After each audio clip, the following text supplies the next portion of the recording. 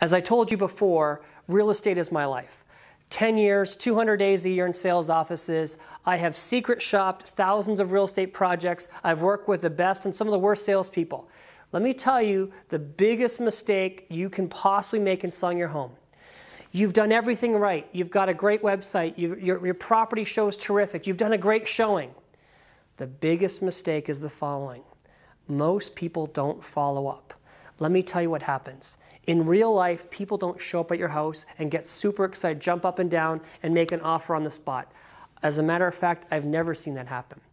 What it takes to sell real estate in 2009, under the conditions we're in, is constant follow-up. That's professional, that's courteous, and is quite aggressive. Let me give you an example. So if you had, maybe it was a single female that was very interested in your home, or maybe it was a couple that came to see your house, and you think that they're very interested, the best thing you could do the moment they leave the property, call their home number. Don't call their cell, call their home number and thank them for visiting. Say, Mary, John, I just want to thank you so much. You could have gone to anyone's house today. You came to take a look at our house. I'm so glad you did. What that will mean to that prospect is incredible. Number two, write a handwritten note. Can you imagine the impact in 2 days when they get a handwritten note from you, thanking them for visiting their house? All of a sudden, you don't look like somebody trying to sell their house. You're starting to look like a friend.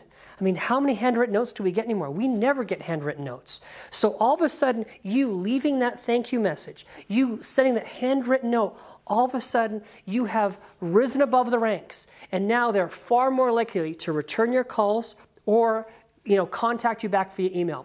Number three, you are trying to sell your home. Look, there's no pretense about it. We're in a difficult time. You need to be aggressive on the follow-up. Every day that you wait in terms of follow-up, the odds of them buying diminish greatly. So literally within 24 hours, you need to get them on the phone. Here's what I mean by that. Don't just call them and say, oh, they didn't answer, or oh, they're not home. You call until you get through.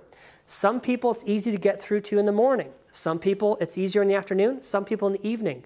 Don't just call and say, oh, I left a message, or oh, they weren't home. No, you call until you get through. Look, the worst thing they can say is they could say, Roman, I'm not interested in your home. Hey, thank you very much. If you know anyone that's interested, I'd really appreciate that. That's the worst thing that can possibly happen. But here's the good news. Most of us have something in our life that we want to buy, and maybe it's on our goal list or we've written it down, but somebody dropped the ball on us. They forgot to follow up. Don't make that mistake. Follow-up is critical. So how do you follow up? Telephone, via email, via thank you notes. These are all critical things. But the key is every day for the next few days is the most important time. If you wait a week, they're going to forget about your house. They're probably looking at other houses. So you've really got, I would say, the first 24 hours, 48 hours, 72 hours. This is critical. Let me give you a good example. Go to a Toyota dealership today. Go test drive a car and watch how Toyota follows up. You'll be amazed. You want to watch professional follow-up? You'll see 7 touch points within 5 days. Let me tell you something. They work really hard to sell a $30,000 vehicle. How hard are you willing to work to sell your home?